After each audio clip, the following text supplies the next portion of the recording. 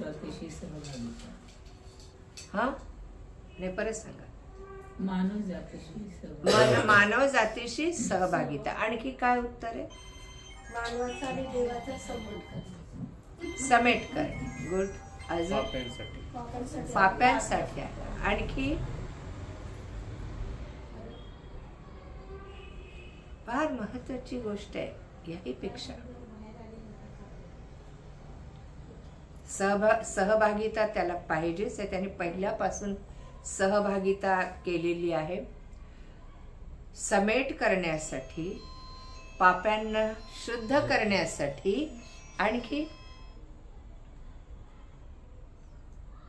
आणखी कशासाठी आला? का देवाला परमेश्वराला गरज वाटली आपल्या पुत्राला या जगात पाठवण्याची?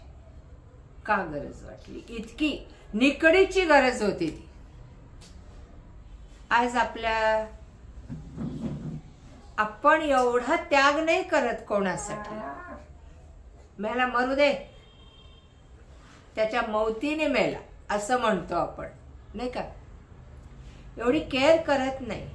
पण आमचं मरण देवाला नको होतं. Praise God. पण मग एवढं काय, एवढी निकड का होती त्याची? प्रीती, त्याची प्रीती मानवावरची प्रीती. आणि का प्रीती केली त्याने? का? मनुष्याचा नाश होणे. कारण आहे त्याला. प्रीती का केली? कारण देवाच्या इच्छेप्रमाणे बनवलेला माणूस आणि श्वास परमेश्वराचा साथ त्याच्यामध्ये फुंकलेला. खूप सुंदर उत्तर दिलं. त्याचा आत्मा माणसामध्ये होता, कुठल्या जनावरात नव्हता, जगातल्या कुठल्या वस्तूमध्ये, कुठल्या महालात, धनामध्ये नाही, कशातच नाही. पण मातीने घडवलेल्या, स्वतः हाताने घडवलेल्या माणसामध्ये त्याने आपला आत्मा, प्राणवायू फुंकला होता. आणि त्या माणसाला आपलं स्वतःचं घर बनवलं होतं, राहण्याचं ठिकाण बनवलं होतं आणि त्याला तिथं सहभागिता पाहिजे. आमेन. फार सुंदर. Thank you Balaji. God bless you. आणि परमेश्वराला आम्ही खूप शांत रीतीने ऐकतो, कोणी डिस्टर्ब करू नका बाळाला.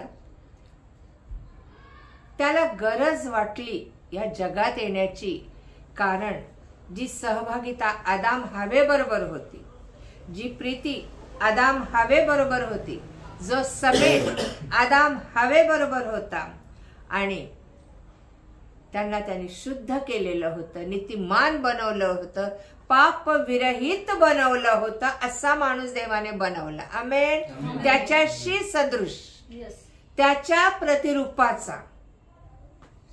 आणि मग तिथे परमेश्वराने एदेनात काय तयार केले?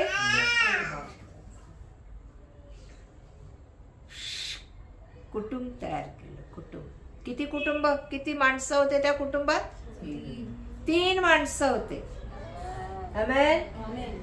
खूप मोठं कुटुंब असलेलंही देवाला चालतं, 2 आणि 3 असलेलेही देवाला चालतात. आणि त्याने काय केलं? परमेश्वराने आदाम हवेला बनवलं आणि एक कुटुंब व्यवस्था निर्माण केली. आमेन. Praise God. देवाला कुटुंब हवंय. आमेन. म्हणून त्याने अब्राहमाला कुटुंब वत्सल केलंय असं बायबल मध्ये वचन आहे. Praise God. तो वान स्त्रीला गृहिणी आणि आनंदी माता करतो. एकटा असावं असं त्याला बरं वाटत नाही. एक कुटुंब असावं, एकमेकांची सहभागिता करणारं असावं. आणि ते कुटुंब म्हणजे फक्त खाणं पिणं, संसार करणं, लेकरं वाढवणं आणि मरणं नव्हे, याच्याशी त्याचा काहीही संबंध नाही. त्या कुटुंबात त्याची सहभागिता असणं गरजेचं आहे. त्या कुटुंबात त्याची उपस्थिती असणं गरजेचं आहे. त्या कुटुंबातले आशीर्वाद हरवणार नाहीत, पण वाढत जाणारे आहेत, असं कुटुंब देवाला पाहिजे. देवाने अशा त्याच्या दासांवर आणि त्याच्या लोकांवर असा आशीर्वाद पाठवलं की एकाचे 2, दोघाचे 3 झाले. याकोबाला तर 12 पुत्र दिले. आमेन. आहे ना? याकोबाला किती पुत्र दिले? 12. आमेन. सांगण्याचं तात्पर्य परमेश्वराने एदेन बागेत बाग तर घडवली, मनुष्य आणि स्त्री तर घडवली, परंतु एक कुटुंब पण घडवलं. आमेन. आणि कुटुंब कसं असावं हे एदेन बागेत. त्या माणसाला, आदामाला त्याने काम दिलं, बागेची निगा राख, मशागत कर आणि राखण कर. आमेन. हवाबाईला काय काम दिलं होतं? हवाबाईला काय काम दिलं? तिला स्वयंपाकाचं काम दिलं नव्हतं, तिला तिथं झाडू मारायचा नव्हता, तिथं फरशी पुसायची नव्हती, भांडे घासायचे नव्हते. मग काय काम दिलं होतं? काय काय मदत करायचं होतं? सांगा ना.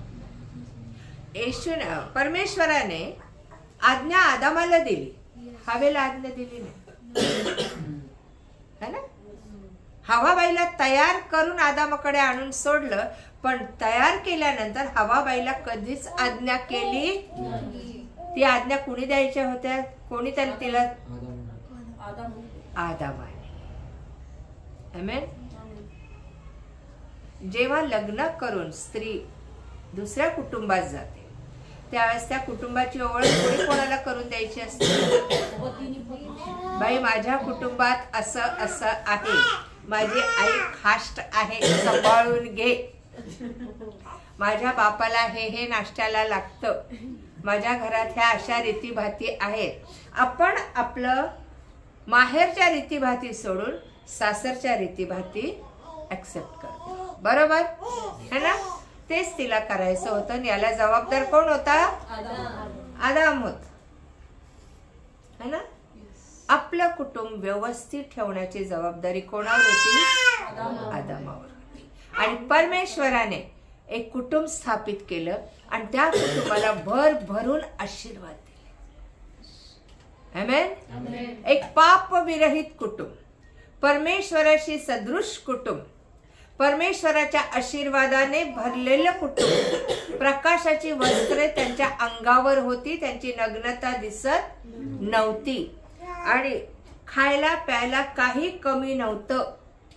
सर्व अधिकार त्याला दिलेले. त्या कुटुंबात, त्या बागेमध्ये इतर प्राणी पण होते, पण कधी आदामाचं आणि वाघाचं भांडण झालेलं किंवा सिंहाने झडप टाकली हवाबाईवर आणि आदामाने सोडून आणलं असं कधी घडलेलं नाही. आणि देवाला असं कुटुंब पाहिजे. म्हणजे दोन्ही प्रकारचे लोक त्याच्यामध्ये होते, देवाचे पण लोक आणि हिंस्र प्राणी पण तिथं होते. पण त्यांच्यामध्ये काय होता? सलोखा होता, समेट होता.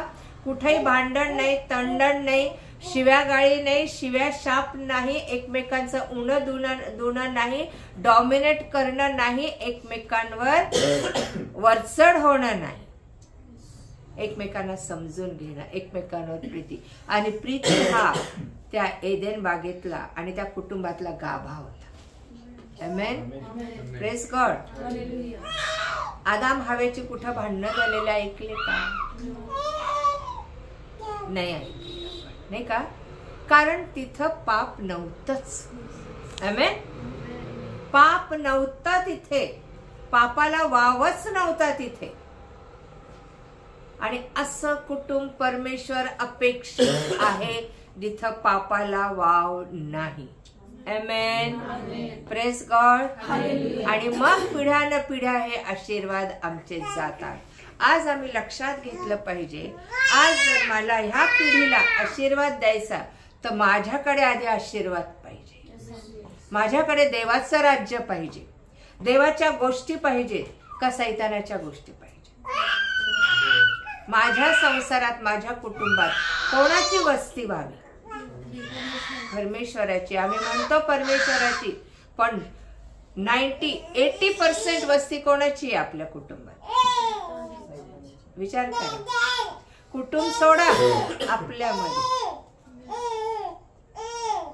आपल्यात जे आहे ते आपल्या घरात उतरून येत. आमेन. आमेन. आपल्या लाईफ मध्ये उतरून येतं, आपल्या पिढ्यांना जातं ते.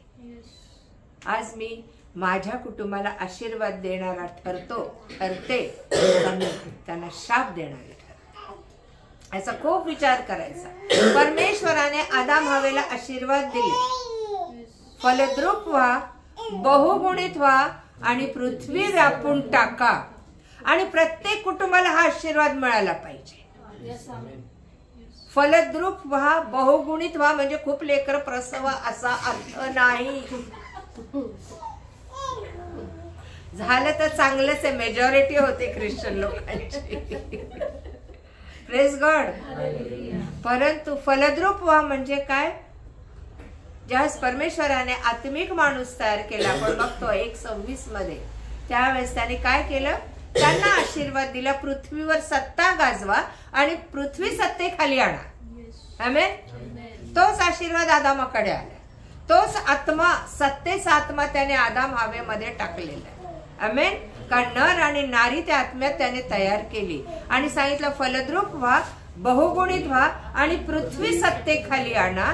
आदामाला हवेला तो अधिकार होता पृथ्वी सत्तेखाली आणण्याचा. त्यांनी यासाठी ते कुटुंब तयार केलं.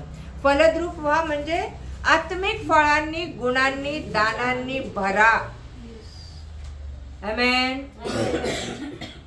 जगातल्या डिग्र्यांनी, जगातल्या डिप्लोमाजनी, जगातल्या बिझनेसनी, जगातल्या टॅलेंटनी भरा म्हटलंय का? मी तुला हे टॅलेंट देतो, ते वाढव. देवाच्या आत्म्याची फळ, देवाच्या आत्म्याची दानं, देवाच्या आत्म्याची गुण यांनी फलद्रूप व्हा. बहुगुणित व्हा म्हणजे काय? बहुगुणित व्हा म्हणजे काय? वाढा, भरपूर वाढा. असं आहे का? संख्येने जास्त व्हा असं आहे का? तुम्ही कशाने बहुगुणित व्हायचं? सर्व पृथ्वीवर जेव्हा तुम्ही पांगाल तेव्हा तुम्ही आत्म्यानेच असलं पाहिजे. आमेन. तुमच्यात पवित्र आत्म्याने तुम्ही बहुगुणित व्हायला पाहिजे. जी मेजॉरिटी तुमची होईल जगामध्ये ती पवित्र आत्म्याने भरलेले तुम्ही लोक पाहिजे, तरच तुम्ही जगावर सत्ता करणार. आमेन. देवाला असं कुटुंब पाहिजे. काय सांगितलं देवाने? फलद्रूप व्हा, बहुगुणित व्हा, पृथ्वी सत्तेखाली आणा आणि पृथ्वीवर सत्ता गाजवा. कशी गाजवणार आम्ही सत्ता? अशी आम्ही सासू म्हणून गाजवणार? आम्ही सून बनून गाजवणार? आम्ही कसं बनून गाजवणार सत्ता? हे सत्तेच्या गोष्टी आहेत, हो ना. आम्हाला तशी सत्ता नाही गाजवायला सांगितलं. प्रीतीची सत्ता गाजव. आमेन. आनंदाची सत्ता गाजव. मी तुला दिलेले ते आदाम हवेला दिलेले ते. आमेन. काय मी प्रीतीची सत्ता गाजवते का? आनंदाची सत्ता, सहनशीलतेची सत्ता, शांतीची सत्ता, नम्रतेची सत्ता, सौम्यतेची सत्ता, विश्वासूपणाची सत्ता, चांगुलपणाची सत्ता आणि इंद्रिय दमनाची सत्ता मी गाजवते का? माझ्यावरच कंट्रोल नाही तर मी दुसऱ्यावर कंट्रोल काय काय? माझ्या जीव शरीर आत्म्यावर माझा कंट्रोल पाहिजे. माझ्या मनावर, माझ्या विचारांवर, माझ्या जिभेवर माझा कंट्रोल पाहिजे. माझ्या कृत्यांवर माझा कंट्रोल पाहिजे. आमेन. Praise God. देवाला असं कुटुंब पाहिजे की सर्व गोष्टीत ते प्रीतीने भरलेलं पाहिजे. देवाच्या सर्व आध्यात्मिक जीवनाचा गाभा म्हणजे प्रीती. आमेन. देवाने जगावर एवढी प्रीती केली की त्याने आपला एवढी प्रीती, एवढी म्हणजे किती केली हो? त्याला काही सीमा आहे? मर्यादा आहे? आम्हाला एवढी पण प्रीती नाही करता, एवढी नाही करता येत, एवढीशी पण नाही करता येत प्रीती आम्हाला. प्रीती म्हणजे प्रेम नव्हे, नाही तर सुटाल प्रेम करत. प्रीती म्हणजे प्रेम नाही. का बरं? याच्यात फरक आहे. प्रीती आणि प्रेम याच्यात फरक काय? कशात? प्रेमामध्ये वासना असते. आता तर त्या वासना अशा विचित्र झाल्या की ऍसिड फेकण्यापर्यंत गेलेलं आहे. प्रेम असं झालेलं आहे. प्रीती निस्वार्थी असते. प्रीतीमध्ये त्याग असतो. प्रीतीमध्ये सहन करण्याची ताकद असते. प्रीतीमध्ये सेल्फ कंट्रोल असतो. आणि प्रीती स्वतःसाठी नाही जगत, दुसऱ्यांसाठी जगत असते. आमेन. आणि देवाने ती पद्धत स्वीकारली. मी दुसऱ्यांसाठी जगेन. Praise God. कुटुंब आपण तयार करतो, कुटुंब निर्माण होतं. त्यामध्ये एक गोष्ट लक्षात ठेवा, देवाने प्रीती हे ठेवलेली. शांती, प्रीती आणि आनंद, या 3 महत्वाच्या गोष्टी आपल्या जीवनात ठेवलेल्या आहेत. आमेन. आणि ज्या वेळेस एदेनात पाप घडलं, ज्या वेळेस आदामाने पाप केलं, हवेला म्हटले का येशूने कुठं? हवेने पाप केलं. नव्या करारापर्यंत कोणी पाप केलं? आदामाने पाप केलं, है ना? आदाम जुना मनुष्य, येशू नवा मनुष्य. आमेन. आदामाने पाप केलं का म्हटलेलं आहे? वाय? तो गहाळ राहिला. गहाळ कुटुंबामध्ये गहाळपणा चालू देत नाही देव. कारण हा गहाळपणा सैतानाला एंट्री करायला कारणीभूत झाला. सर्पाच्या द्वारे इतके दिवस सर्प फिरकला नाही त्या कुटुंबाकडे. फिरकला का? नाही. हवाबाई त्या झाडाजवळून जात होत्या आणि सर्प त्या झाडावर येऊन बसला, किंवा सर्प तिच्या बरोबर चालत होता, माहित नाही. बायबल मध्ये झाडावर येऊन बसला लिहिलंय का? सर्प चालत होता त्यावेळेस, त्याला हातपाय होते, गप्पा मारत चालला होता हवाबाई बरोबर. सगळ्या झाडाची फळं खातात, या झाडाचं का नाही खात?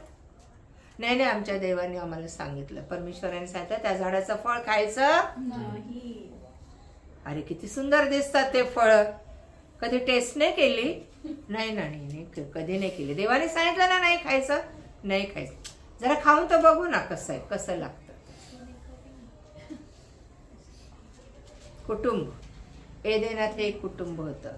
त्याच्यामध्ये प्राणी पण होते आणि 3 जण पण होते, सर्प पण होता. आणि परमेश्वरावर जर विश्वास असेल, कुटुंबापेक्षा अधिक विश्वास त्याच्यावर ठेवा. Praise God. Praise God. कुठल्याही मनुष्यापेक्षा परमेश्वर काय सांगतो त्याच्याकडे लक्ष द्या, तर ते आत्मिक कुटुंब घडतं. आमेन. आमेन. आणि सर्पाने येऊन हवाबाईला काय केलं? भुरळ घातली. बाई का भुलली? कारण तिच्या ओळखीचा होता, त्या बागेतला होता, तो नेहमी पाहण्यातला होता तो, है ना? पुष्कळ लोक, आपलेच लोक आपल्यावर उठतात बरेचदा. नेहमी कधी तोंड घशी पाडतील सांगता येत नाही. म्हणून म्हटलेले मनुष्याच्या घरचेच लोक त्याचे काय होतील? वैरी होतील. सो सर्प बाबांनी काय केलं? बाईला भुरळ घातली आणि बाई भुलल्या.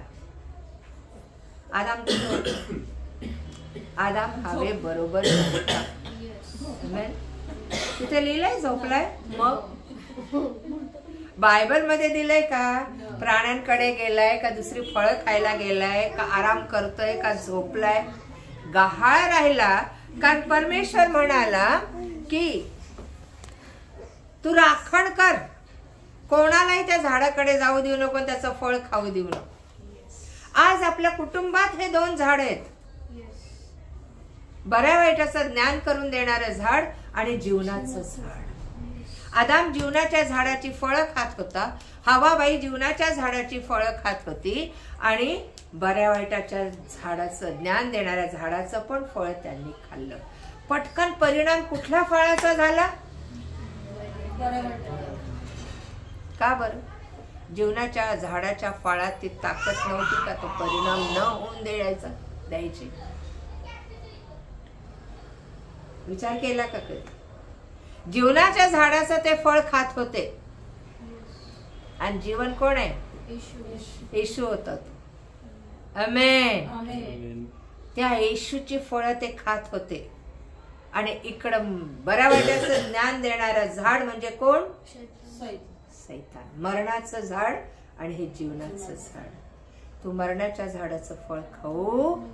आम्ही कितीदा खातो. रोज रोज आमच्या घरात 2 झाड आहेत. 2 झाड आहेत आमच्या घरात. जीवनाचं कधीतरी तोडून खातो. मात्र मरणाच्या झाडाचे फळ रोज किती खातो सांगा ना. सगळे पापांची फळ आहेत त्याच्यामध्ये. आमेन.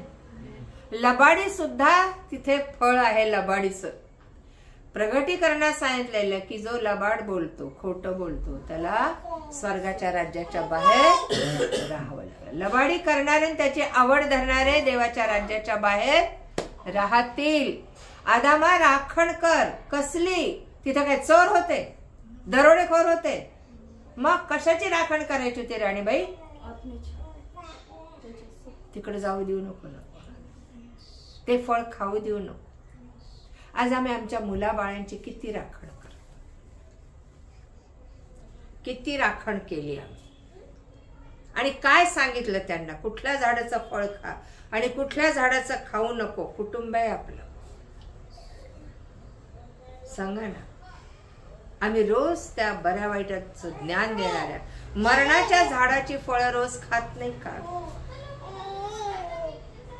जीवनाच्या झाडाचं पण खातो, कमी खातो. येतंय का लक्षात?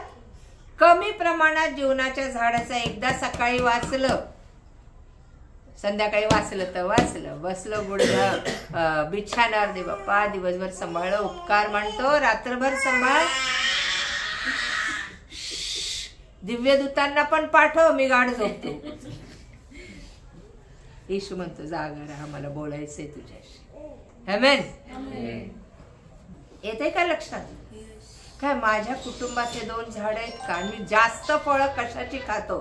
त्या झाडाला कसली फळ आहेत? मरणाची फळ आहेत. आणि या झाडाला जीवनाची फळ आहेत. जीवनाचं फळ काय? प्रीती आहे, शांती आहे, आनंद आहे, आपण जे बोललो. आणि मरणाची फळं काय आहेत? गलती 5:19 वाचा. अजून आपण बायबलच नाही उघडलं. गलती करासपत्र 5 अध्याय 19 वचन काय सांगतं? देहाची कर्मे तर उघड आहेत. देहाची कर्मे तर उघड आहेत. इकडे आत्म्याची फळ आहेत जीवनाच्या झाडाला, आणि मरणाच्या झाडाला देहाची कर्मे आहेत. आमेन. आम्ही आज जगात जास्त कशाचा विचार करतो? दैहिक गोष्टींचा विचार, देहाचा विचार करतो. माझ्या देहाला लागणाऱ्या गोष्टींचा विचार करतो. पण माझ्या आत्म्याला किती गोष्टी पूरक आहे. 1-2 वचन वाचले, पूर्ण एखादा अध्याय वाचला की झालं. मग मला पोषण झालं की नाही आत्म्याचं, किंवा मला काही गोष्टी देवापासून कळल्या की नाही, मला चांगल्या वाटल्या की नाही, याचा आम्ही विचारच करत नाही. देहाची कर्म वाचा मॅडम. ती जार कर्म, अशुद्धपणा, कामातुरपणा, मूर्तीपूजा, चेटके, वैर, कलह, मत्सर, राग, तट, फुटी, पक्षभेद, हेवा, खून, दारूबाजी, रंगेलपणा आणि अशा इतर गोष्टी. ह्याविषयी मी तुम्हाला पूर्वी जे सांगून ठेवले होते तेच आता सांगून ठेवतो की अशी कर्मे करणाऱ्यांना देवाच्या राज्याचे वतन मिळणार नाही. आमेन. येतंय लक्षात? येतंय लक्षात? राज्याचं, देवाच्या राज्याचं वतन मिळणार नाही. आज आम्हाला संधी आहे. त्या झाडाला आम्ही घरातनं काढून टाकणार, आमच्या जीवनातून काढून टाकायचंय. परमेश्वर एदेनेपासून आमची परीक्षा पाहत येते, आमची टेस्ट घेत येते, बरोबर? आणि त्या टेस्ट मध्ये आम्ही उत्तीर्ण होतो का, आम्ही पास होतो का, फेल होतो, याचं परीक्षण आम्ही करत यायचं आमच्या लाईफ मध्ये. आपण सगळे चुकणारे आहोत, कोणी परिपूर्ण नाही, पण स्वतःचं परीक्षण करायला शिकलं पाहिजे. आपण चुकतो, आपण बोलण्यात चुकतो, वागण्यात चुकतो, बघण्यात चुकतो, ऐकण्यात चुकतो. पण ते जर चुकीचं कळलं तर आम्ही काय केलं पाहिजे? पश्चाताप करून क्षमा मागणं फार सोयीचं काम देवाने आम्हाला करून दिलेलं आहे. आमेन. जार कर्म, अशुद्धपणा, कामातुरपणा, मूर्तीपूजा, चेटके, वैर, कलह. कलह म्हणजे काय? भांडण. मत्सर, राग, तट, फुटी, पक्षभेद, हेवा, दारूबाजी, रंगेलपणा अशा इतर गोष्टी. आणि मी तुम्हाला सांगून ठेवले होते तेच आता सांगून ठेवतो. अशी कर्मे करणाऱ्यांना देवाच्या राज्यात वतन मिळणारच नाही. विजा. मला इंग्लिश मध्ये नव्हतं माहित. मिळणार विजा. विजा जाताच येणार. देव स्वतः सांगतोय. आमेन. जीवनाच्या झाडाचं फळ मी खाल्लं तर मी आध्यात्मिक बनेन. आमेन. क्षमा करणं, एकमेकांच्या चुका सावरून धरणं, त्या उघड करण्यापेक्षा समजावून सांगणं, एखाद्याला काउन्सिलिंग करणं, एखाद्याला आपल्या मार्गावरून वाईट मार्गावरून परत मागे फिरवणं, हे जीवनाच्या झाडाची फळं आहेत. स्वतःवर सेल्फ कंट्रोल करणं हे जीवनाच्या झाडाची फळं आहेत. माझ्याच इच्छेप्रमाणे झालं पाहिजे, माझ्याच मनाला येईल तसं मी वागलं पाहिजे, ह्या ज्या गोष्टी आहेत, माझीच आवड किंवा माझंच तत्व.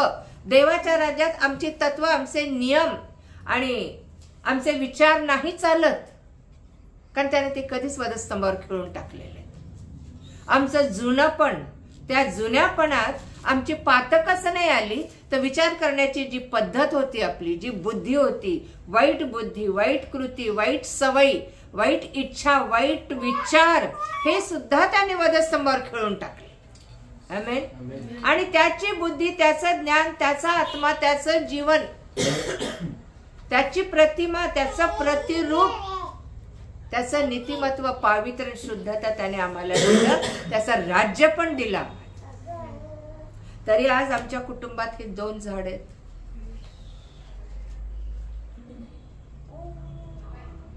आहेत का नाही? मग आम्ही उघडे का पांघरलेले सांगा? म्हणूनच त्याने पांघरून घातलं. आदाम उघडा पडला, हवा उघडी पडली पापामुळं, आणि म्हणून त्याला वधस्तंभावर जावं लागलं आणि आमची नग्नता झाकावी लागली. येते लक्षात? आम्ही पापामुळे कितीदा उघडे पडतो, काही कल्पना आहे? जगाला आम्ही कपडे घातलेले दिसतो, पण त्याला आम्ही नग्न दिसतो. अविचारांमुळं, मनात द्वेष, मत्सर, कपट, कलह, भांडण, तंटा, याच्यामुळे आम्ही देवाला नग्न दिसतो. आमच्या कपडा अंगावर चिंधी नसते. येते लक्षात? आणि त्याने ह्याच गोष्टीसाठी, आमची नग्नता झाकण्यासाठी, ज्या पापामुळं आमचं कुटुंब, आत्मिक कुटुंब देवाबरोबरची सहभागिता तुटली होती, ते कुटुंब जोडायला तो परत आला. पिता म्हणाला, जा, ते सगळे नग्न आहेत, उघडे आहेत, वागडे आहेत, भरकटलेत जगात, त्यांना झाकायचंय, कारण मला त्यांच्याशी समेट करायचंय. ते माझे लेकरं आहेत, मी त्यांना घडलेले, माझा श्वास त्यांच्यामध्ये आहे, माझा आत्मा मी त्यांच्यासाठी दिलेला आहे. आज त्याला सोडून आण. हरवलेत ते या जगामध्ये, माझं कुटुंब हरवलंय या जगामध्ये. आमेन. त्या देवाला किती कळकळ आहे. आमच्या कुटुंबातले लोक हरवलेत, आम्ही कधी तसदी घेतो त्यांना परत आणण्याची. कोण कुठं गेलं, काय गेलं, आम्ही तसदी घेतो त्यांना परत आणण्याची. त्याला किंमत मोजावी लागली. आमेन. तुम्ही मी किंमत मोजायला तयार नाहीत. फळं खायला तयार आहोत मरणाची, पण त्या व्यक्तींना आमच्या देवाच्या राज्यात जीवनाच्या झाडाची फळं खायला आणण्यासाठी आम्ही किंमत मोजायला तयार. आणि ती किंमत काय? स्वतःला विसरून देवाने जे सांगितलं ते करायचं. आमेन.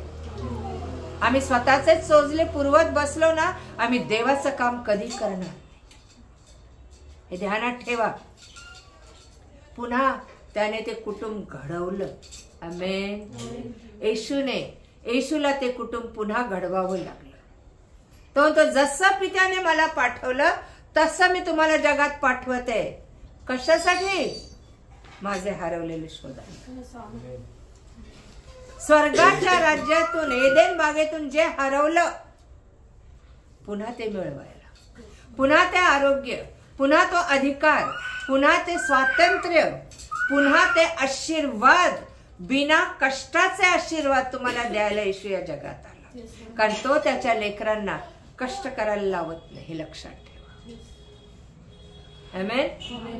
आम्ही फापट पसारा करतो कष्टाचा. हा इकडे एक बिझनेस, तिकडे एक बिझनेस, मला वेळ नाही, देवाकडे जायला वेळ नाही, चर्चला जायला वेळ नाही, सुवार्तेला वेळ नाही. आम्ही बायका म्हणतो कामात इतका वेळ जातो, जाऊ कुठे, चर्चला वेळेवर नाही, मीटिंगला वेळेवर नाही, देवाशी भेटायला आम्ही वेळेवर येत नाही. आदाम हवा वेळेवर जायचे परमेश्वराला भेटायला. शिवळोप्याच्या वाऱ्यानिशी तो संध्याकाळी यायचा त्यांना भेटायला, आणि आदाम हवा त्यावेळेस त्याची वाट पाहायची आणि देवाला भेटायला जायचे. काय बोलत असतील होते? कधी विचार केला काय बोलत असतील ते? आदामा कसा आहेस तू आज? आज कसं वाटलं तुला? हवा बाई, आज नवऱ्याने लक्ष दिलं की नाही तुझ्याकडं? ह्या गोष्टी विचारला नाही. आदामा, मी तुला काम दिलं होतं, त्याचं काय केलं? राखण केली? त्या झाडाकडे कोणाला जाऊ देऊ नको, काय केलंस तू? देवा आज आम्हाला पण विचार, आम्हाला पण त्याला हक्क आहे तो विचारण्याचा. कारण त्याने मोल दिले, मोलाने विकत घेतलंय, आम्हाला किंमत दिलेली. तो मालक आहे आमचा. तू जगात राहतेस, तू काय करत आहेस? माझे लोक हरवलेत, तू काय करत आहेस? काय करू प्रभू? मी एकटीनेच दगदग करायची का? मी कुठे जाऊ तुझं वचन सांगायला? हे काम तुम्हाला मला प्रत्येकाला दिले. आमेन. Praise God. आणि तो समेट घडवायला किती वर्ष लागली? पित्यापासून विभक्त झालेले आदाम आणि हवा पिढ्यान पिढ्या हे शाप घेऊन जगले.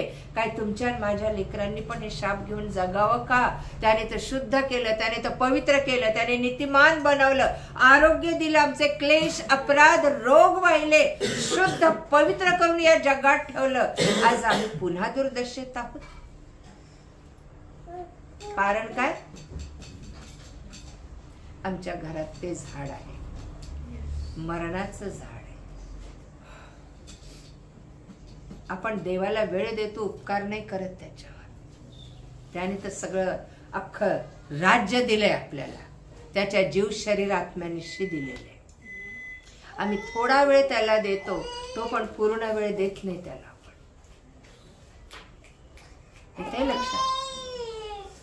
देवाने हे कुटुंब घडवण्याची जबाबदारी ईश्वर सोपवली, आणि येशूने शिष्यांवर म्हणजे तुमच्या आणि माझ्यावर सोपवली.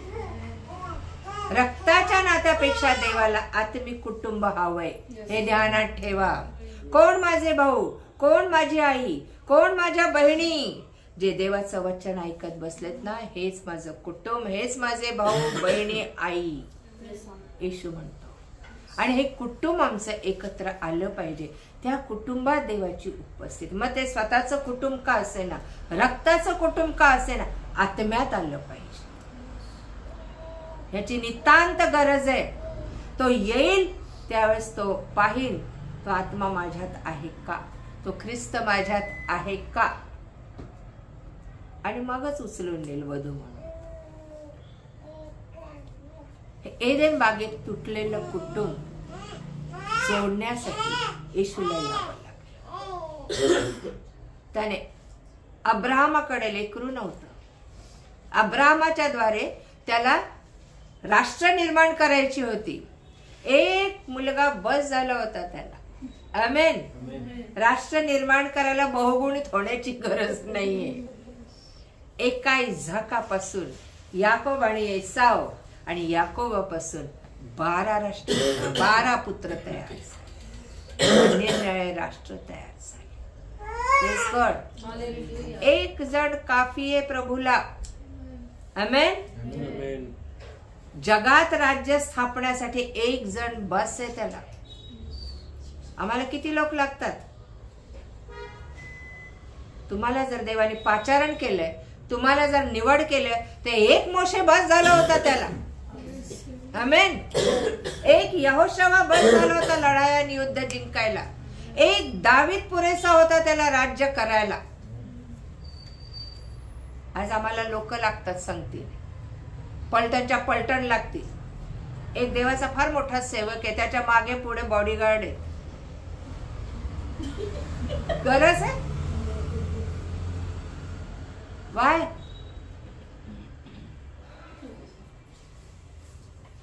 गरज आहे याची? सांगा ना.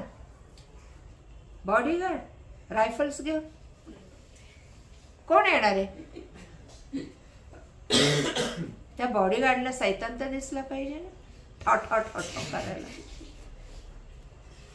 का लागतात आम्हाला बॉडीगार्ड? देवाचे दूत आपल्या बरोबर आहे. Praise God. काय म्हणतात 34 स्तोत्र आणि त्याचं 6 वचन?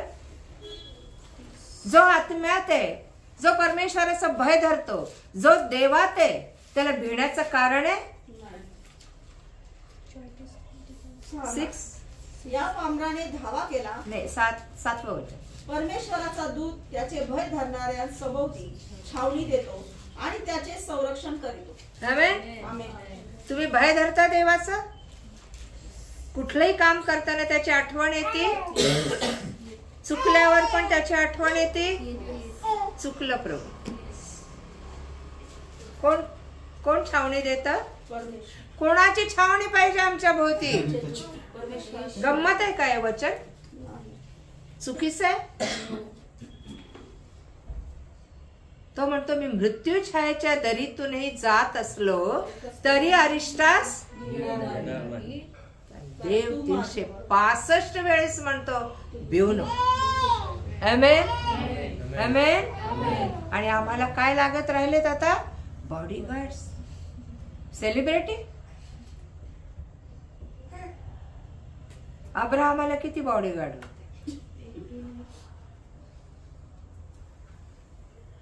दाविदाने किती सैन्य जमवलं होतं? नाही मी 600 लोक होते त्याच्याबरोबर. फक्त त्यांनी सुरुवात केली सैन्य जमवायला, कारण शाऊल राजा त्याच्या मागे होता. आधी 200, मग 400, मग 600 सैन्य जमवलं त्यांनी. बॉडीगार्ड. एक ध्यानात ठेवा, देवाची सेवा करताना त्याची पलटण आमच्या बरोबर असते, हे विसरता कामा नये. येशू म्हणाला, जर मी माझ्या पित्याला प्रार्थना केली असती गेत्सेमने बागेत, तर त्याने पलटण पाठवले असते, दिव्य दूत पाठवले असते माझं रक्षण करायला. आमेन. पण ऑलरेडी देवदूत तुमच्या आणि माझ्या बरोबर आहे, तुमच्या घरात आहेत. प्रत्येकाचा दूत आहे. म्हणून जीवनाचं झाड असं तुमच्या घरात लावणं खूप गरजेचं आहे. तुम्हाला मला कुटुंब तयार करायला सांगितलं. आमचं पण कार्य आहे, आमचं कुटुंब देवामध्ये वाढवणं. भले ते ऐकत ना ऐकत, हल्लीचं जनरेशन कदाचित ऐकणार नाही. तुमच्या जनरेशन बद्दल नाही, आम्ही ये की येशूला यावं लागलं. आणि परमेश्वर म्हणाला, जा माझ्या हरवलेले शोध, त्यांचं तारण कर, सुटका कर आणि माझ्या राज्यात परत आण. किती अगाध प्रीती आहे हो. त्या प्रीतीला सीमा आहे का? मग आमच्या हरवलेल्यांसाठी आम्ही काय करतो? कुटुंबातले आहेत, शेजारी पाजारी आहेत, आजूबाजूचे लोक आहेत, है ना? आज आम्हाला प्रार्थना हे शस्त्र दिलेलं. आमेन. विश्वास हे शस्त्र दिलेलं आहे. प्रीती हे शस्त्र आहे. शांती हे शस्त्र आहे, जे सैतानाकडे नाही. आमेन. आम्ही सैतानाचे शस्त्र घेऊन जगतो. कुठले? अशांती और चिडचिड, कलह, राग, द्वेष, मत्सर किती उफाळून येतो सैतान आमच्यामध्ये आणि आम्हाला त्याची कल्पनाही नसते. काय मी देवाच्या राज्यात जाऊ शकेल का? विचार करा ना. जाऊ शकेल का? देवाचं कुटुंब माझ्या घरात, माझ्या जीवनात तयार झालं पाहिजे. कारण आम्ही सर्वजण त्याचं राहण्याचं ठिकाण आहोत, हे लक्षात ठेवा. त्याचं मंदिर आहोत. येतात हे प्रसंग, चिडीचे प्रसंग येतात, रागवण्याचे प्रसंग येतात. तो माझ्याविषयी असा बोलला, तर त्याने माझ्याशी असं केलं. देव म्हणतो करू दे ना, तू सरळ चाल, तू सरळ वाग. तुला मी आज्ञा केली, तू सरळच चाल, तू माझ्या बरोबर चाल. आणि आम्हाला या गोष्टींचं काही वाटता कामा नये की कोणी आम्हाला दोष लावला, कोणी आमच्यावर आरोप केले, कोणी आम्हाला वाईट बोललं, ह्याचं दुःख करायचं कारण नाही. खोट्या आरोप लावू द्या, शिव्या गाळी द्या. येशूला नाही का शिव्या गाळ्या घातल्या? येशूला नाही का वेडा म्हटलं? येशूला नाही का बालजबूल लागला म्हटलं?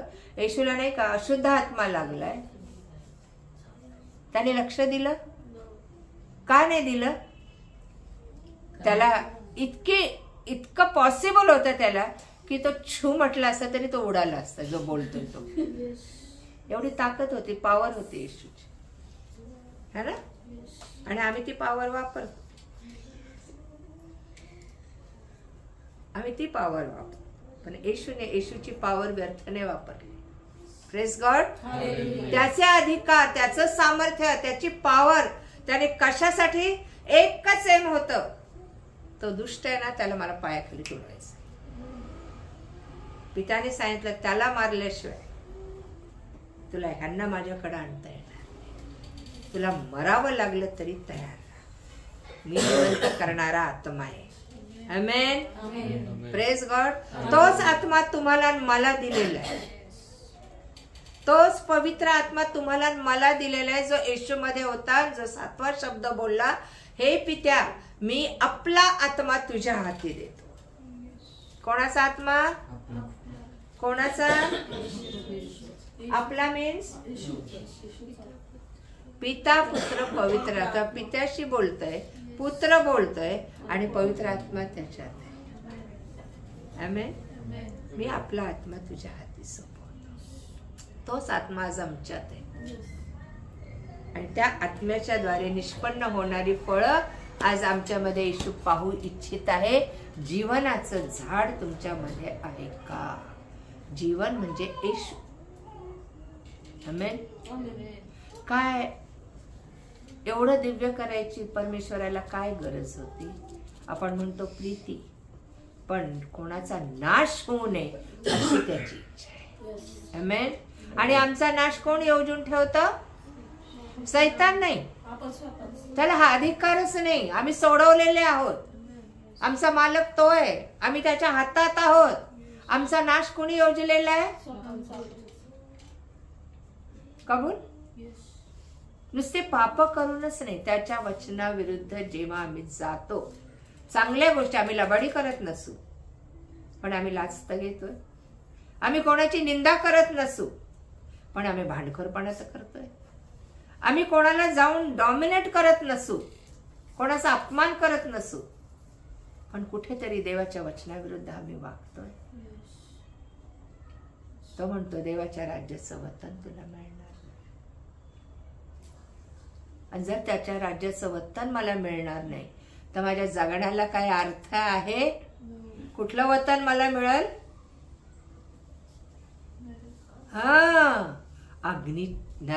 अग्नीच्या नरकाचं, है ना?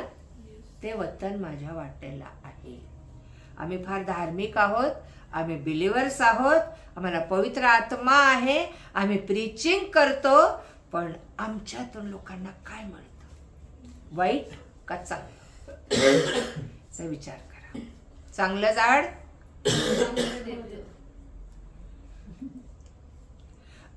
चांगलं फळ म्हणजे कसं?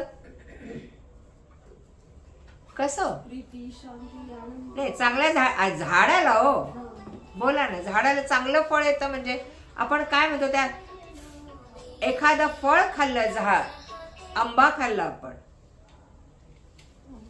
है ना, आंबा खाल्ला रसदार, कौतुक कशाचं होतं? झाडाचं, हो की नाही? अगं या झाडाला रस भरीत आंबे, का त्या आंब्याला म्हणतो तू फार रसाळ आहेस रे? तुमच्यामधून लोकांना देवाचं राज्य गेलं पाहिजे, जीवनाचं राज्य गेलं पाहिजे. आम्ही कुटुंब वत्सल लोक आहोत आणि परमेश्वराने ते निर्माण केलेलं आहे. त्याला पुन्हा एदेन बागेतलं कुटुंब घडवायचं होतं आणि पिढ्याने पिढ्या घडवायचं. ते शाप त्याने त्या वधस्तंभावर मोडून काढले. आलं का लक्षात? अजूनही आम्ही म्हणतो आई बापाचे, पंजोबांचे, यांचे शाप आमच्यावर आहेत, त्याने मोडून काढले. तुम्ही मोडून काढा स्वतःवर. आमेन. आणि ख्रिस्ताच्या राज्यात प्रवेश करा, कारण ख्रिस्ताच्या राज्यात मरण नाही. आणि म्हणून तो म्हणाला त्या झाडाचं फळ खाऊ नको. मी तुला जीवनाचं झाड दिलेलं आहे, मी तुला येशू दिलेला आहे, मी तुला ख्रिस्त दिलेला आहे, मी तुला देवाचं राज्य दिलेलं आहे, मी तुझं घर वर जाऊन बांधतोय, है ना? घर बांधतोय असं म्हटलंय, जागा तयार करतो. अजून प्लॉट पाडणं चालू आहे. आमेन. माझ्या नावाचा प्लॉट फुकटात तिथं आहे. त्याने किंमत देऊन तो प्लॉट निर्माण केला. मी जातो आणि तुमच्यासाठी घर कोणी बांधायचं? आपण बांधायचं. तो प्लॉट माझ्या हक्काचा आहे, तिथं मी घर माझ्या नावाचं हक्काचं घर मी बांधायचं. कसं बांधणार? जर मी स्वर्गाच्या राज्यात गेले तरच, नाही गेले तर? आणि ते बांधकाम मी कुठं बसून करायचंय? जगात, है ना? जगात घरं बांधण्यापेक्षा वरती बांधायचं काम करा. त्याने हक्क दिलाय आपल्याला, ऑथॉरिटी दिलेली आहे. मी जातो आणि घर बांधतो असं नाही बोलला. प्रत्येकाच्या मी जातो तिथे तुम्ही असावं, तर मी जागा तयार करायला चाललो. आज त्याने जागा इथं तयार केली आपल्यात. Praise God. त्याने त्याचं घर बांधलंय पृथ्वीवर.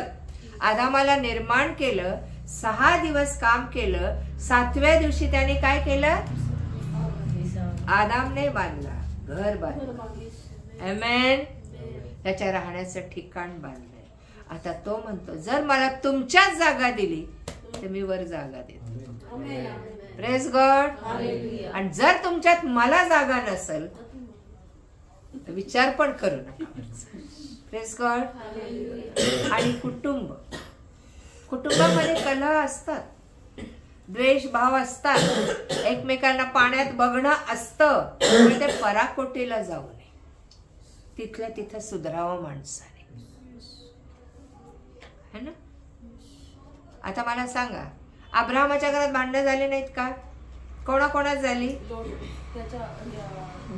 त्याच्या पुतण्या आणि अब्राहमाबरोबर, अब्राहमाच्या कुटुंबात. हा, लोट गुराख्यांची भांडणं होती, पण फॅमिलीत नव्हते ते. कोणाची भांडणं झाली होती? सारा आणि हगार, इस्माईल वरून भांडणं झाली होती, हो ना? त्याचा उपाय काय केला त्यांनी?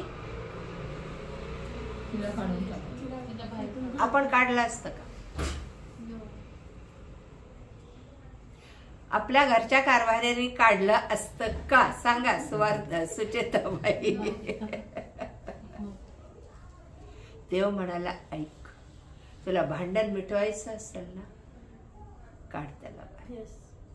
आमेन. योसेफाच्या वेळेस काय झालं? याकोबाच्या लेकरांमध्ये भांडण नव्हते? काय केलं त्यांनी योसेफाला? खड्ड्यात टाकलं. द्वेष, मत्सर. माणूस कुठला कुठं जातो, खड्ड्यात टाकलं, विकून टाकलं, आणि बापाला सांगितलं मेला, लाल भडक कपडे घेऊन गेला ना. आयुष्यभर याकोब रडत होता, आयुष्यभर म्हातारा होईपर्यंत. देवाने त्याला कळू नाही दिलं तुझं लेकरू माझ्याकडे. Praise God. काय तिथं कलह झाला नव्हता? पण कुठलाही कलह तो जो अगदीच आपण धार्मिक असलो तर देवापासून असतं हे लक्षात ठेवा. योसेफ जर त्या घरातून बाहेर पडला नसता तर तो मिस्र देशाचा गव्हर्नर बनला नसता. आमेन. आणि देवाचं गौरव फारोच्या समोर झालं नसतं हे ध्यानात ठेवा. दाविदाच्या घरात कलह नव्हता का? अबशालोम त्याच्या विरोधात होता. इतर उपपत्नींची लेकरं त्याच्या विरोधात होते. कलह असणं, द्वेष, मत्सर असणं ठीक आहे, पण त्याच्यावर मात करणं फार महत्वाची गोष्ट आहे. आमेन. ते चगळत बसणं, ते आयुष्यभर त्याच्याबद्दल बोलत बसणं, ते भांडण कुरापती काढून करत बसणं हे सैतानाचं राज्य आहे. आणि जो असं करतो तो सैतानापासून आहे. पण ते सोडून देऊन पुढच्या भविष्याकडे जो वाटचाल करतो, आपल्या कुटुंबाची काळजी घेतो, आपल्या कुटुंबाला काय हवं नको स्पिरिच्युअली ते बघतो, त्यावेळेस ते देवाचं राज्य ठरतं. जगातल्या गोष्टी देण्याआधी त्यांना आध्यात्मिक गोष्टी द्या हे ध्यानात ठेवा. येशू कितव्या वर्षी गेलात मंदिरात? एकदा 8 दिवसाचा असताना 12व्या वर्षी काय केलं त्याने जाऊन? मंदिर कसं आहे बघितलं, मग चर्चेमध्ये भाग घेतला. मोठमोठ्या विद्वान लोकांशी तो बोलत होता है ना. शास्त्रांबद्दल वाद करत होता, चर्चा करत होता. 12 वर्षाचा. आज आम्ही काय म्हणतो, मोठे झाल्यावर ते आपोआप वळतील है ना. पण त्यांना शिक्षण देणं गरजेचं आहे कुटुंबामध्ये. त्याच्यासाठी परवा जसं सरांनी सांगितलं, हे फार आधीपासून मी सांगत आले की त्यांना संडे स्कूल टीचरची गरज, त्यांना आईबापांची गरज आहे. कारण त्यामुळे आईबापांना पण आशीर्वाद मिळतात आणि मुलांना पण आशीर्वाद मिळतात. आणि आईबाप कोणावर सोपून देतात? Pastor, Sunday school teacher. माझा लेख पण आलेला होता, जवळजवळ मला वाटतं 7-8 वर्ष झाले. पहिलंच मासिक माझं होतं ते. त्याच्यामध्ये की मुलांना शिकवायला बायबलमध्ये कुठेही सांगितलं नाही संडे स्कूल टीचर द्या. आई बापांना सांगितलं त्यांना शिकवा.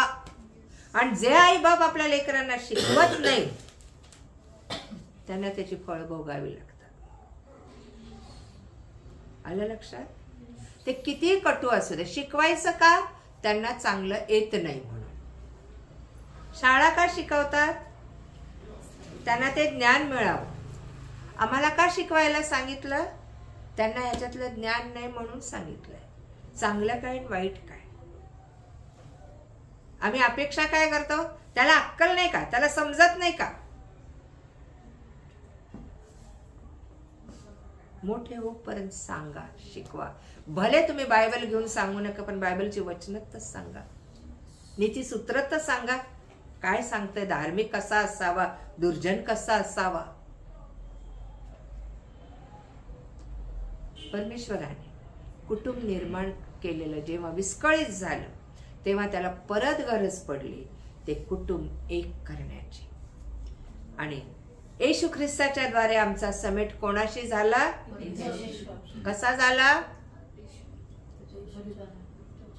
येशूच्या द्वारे जेव्हा आम्ही जातो है ना. येशू काय म्हणाला? माझ्या द्वारे आल्यापासून पित्याकडे कुणी जाऊ शकत नाही. सरळ पित्याकडे जाण्याचा मार्ग त्याने मोकळा केला. येशूच पिता आहे. आमेन, आमेन. आणि आपण बघतो ह्याच्या गुड फ्रायडेच्या दिवशी की परम पवित्र स्थानातला पडदा फाटला गेला नाही का. अंगण पवित्र स्थान आणि परम पवित्र स्थान. आणि पडदा कसा फाटला? बायबल मध्ये काय लिहिलं? वरून खाली फाटलं, खालनं वर फाटलं. वाचा तुम्ही. पडदा कसा फाटला? कोणी कात्रीने नाही कापला तो. खालच्या तळागाळातल्या लोकांपासून ते वरच्या लोकांपर्यंत फाटत गेला. सगळ्यांना त्या मंदिरात प्रवेश. सगळेजण पित्याकडे डायरेक्ट जाऊ शकतात. मध्यस्थ येशू. Praise God. आमच्या कुटुंबात आम्ही कोणाला स्थान देतो हे महत्वाचं आहे. आमच्या बिझनेसला, आमच्या रीतीभातींना, आमच्या तत्वांना, आमच्या इच्छांना, आमच्या वासनांना, आमच्या आवडीनिवडीला, का त्या जिवंत देवाला ज्याने आम्हाला हे सगळं दिलं. आदाम ज्या क्षणी पडला त्या क्षणी सगळे आशीर्वाद निघून गेले. उघडा पडला. अक्षरशः कपडे पण देवाने ओरबाडून काढले त्याचे. हो ना? देवाने नाही, सैतानाने ओरबाडून काढले ते कपडे. उघडा वागडा करून त्याला सोडला. आपण पण पुष्कळदा असं वागतो. जगातल्या गोष्टी भरपूर मिळतात पण आत्मिक दृष्ट्या आम्ही उघडे पडतो. आम्हाला ते आशीर्वाद मिळत नाही जे देवाने आमच्यासाठी ताट भरून ठेवलेले असतात. इफिसकरासच्या पत्रात 1 अध्याय आणि 3 वचन काय सांगतं आम्हाला? त्याने आशीर्वाद दिलेले आहेत की नाही? आपल्या प्रभू येशू ख्रिस्ताचा देव व पिता धन्यवादित असो. त्याने स्वर्गातील सर्व आध्यात्मिक आशीर्वाद देऊन आपल्याला ख्रिस्तामध्ये आशीर्वादित केले आहे. आमेन. इफिस 1:3.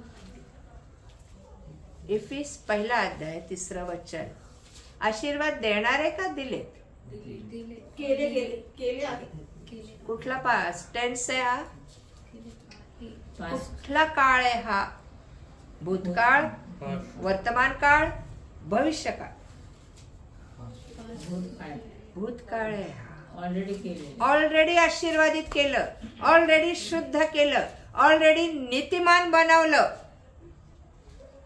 कुठे ते? कुठे या गोष्टी? आशीर्वाद केला तरी आम्ही रोज काय मागतो त्याला?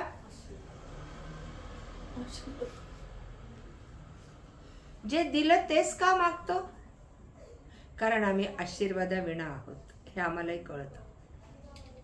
कशाचा आशीर्वाद मागतो आम्ही सांगा ना? बरकत दे,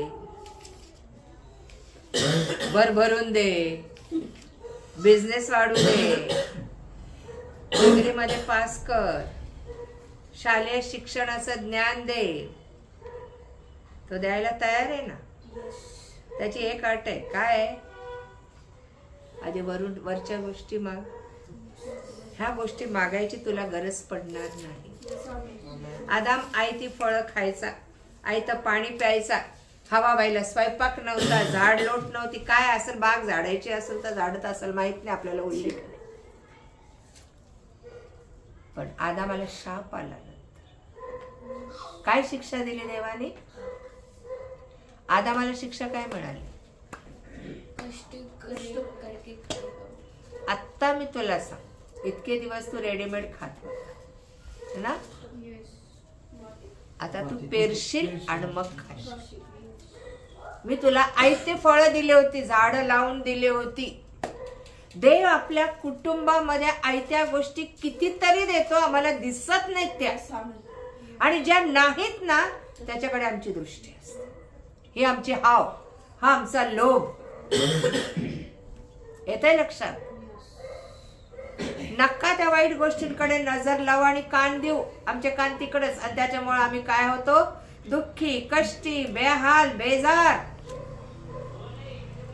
देवाने हे सांगितलं,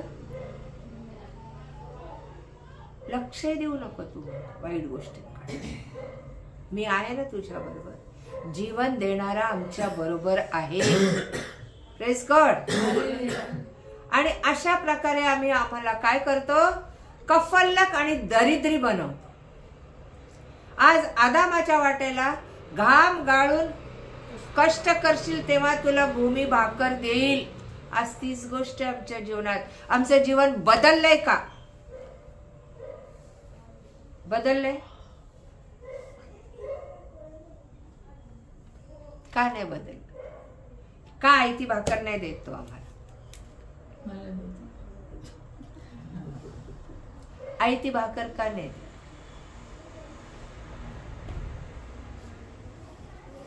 आई ती भाकर म्हणजे काय? विना कष्ट. विना कष्टाचं. जगातले कष्ट नाही म्हणत. तुम्ही सुवार्ता सांगायला लागा, तुमच्या घरात सगळे आशीर्वाद. त्याने दिलेलं काम जेव्हा करतो ना, त्याने सांगितलं राखण कर. त्याने चुकीची राखण केली. परिणाम काय झाला? आशीर्वाद. कुठून कसे आशीर्वाद निघून जातात ते लक्षात. आयतं खाणं म्हणजे कुणीतरी आणून देणं नाही बरं का मॅडम, कुणीतरी आणून देणं नाही. देवाने माझ्या जीवनात ते कार्य करत. आदामाला देवाने झाड उगवून दिली. एलियाला देवाने कावळा पाठवला. आमेन. कुठल्या माणसाने नाही पाठवला. देव तुमची काळजी घेतो है ना. पण ज्या वेळेस त्याने सांगितलेली गोष्ट आम्ही करतो, त्याला आम्हाला ब्लेसिंग द्यावेच लागते. हे त्याचं प्रॉमिस आहे.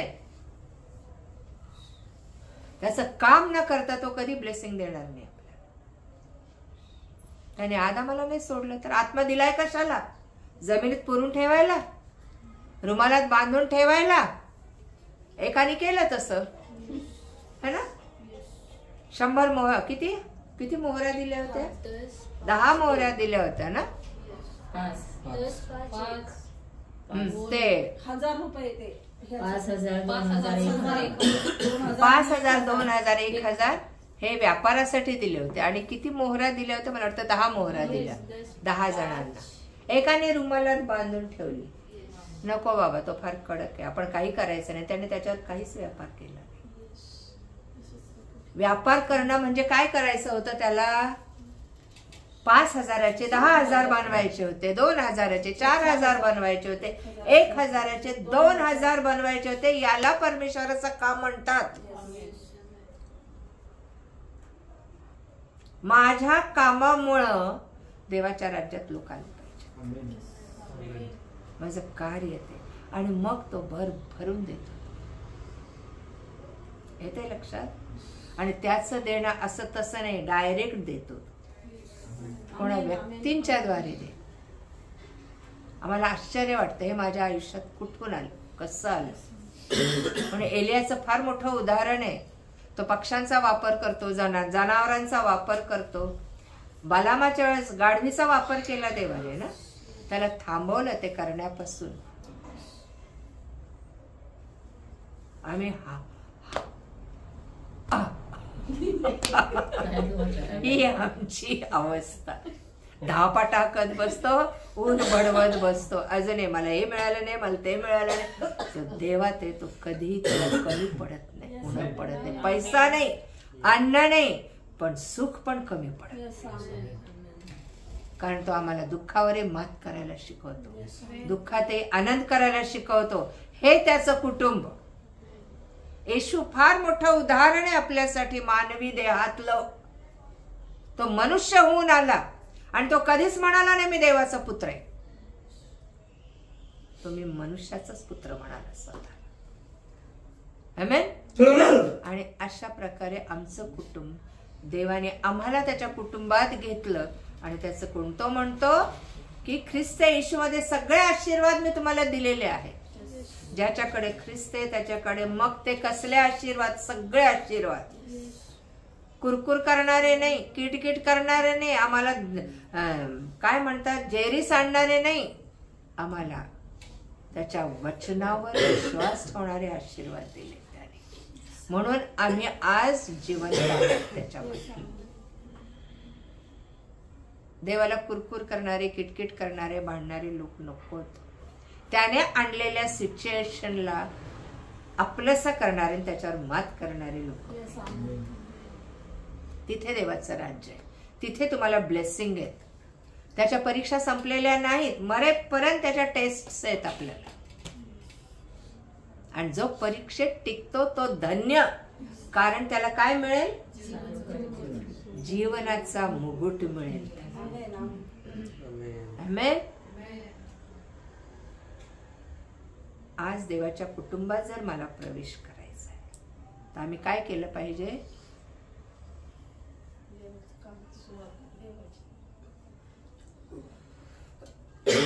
मरणाचं झाड काढून टाका. त्याने मरणावर विजय मिळवलाय. आमेन. आमेन. मृत्यूला जिंकलंय. त्या बऱ्या वाईटाचं ज्ञान देणारं झाड आपल्या जीवनातून काढून टाकू आपण. ते अजूनही आपल्या बागेत, आपल्या कुटुंबात, आपल्या जीवनात, आपल्या मनात आहे. आणि म्हणून पातकं जास्त, जीवनाच्या झाडापेक्षा, फळांपेक्षा आमची पातकं जास्त आहे.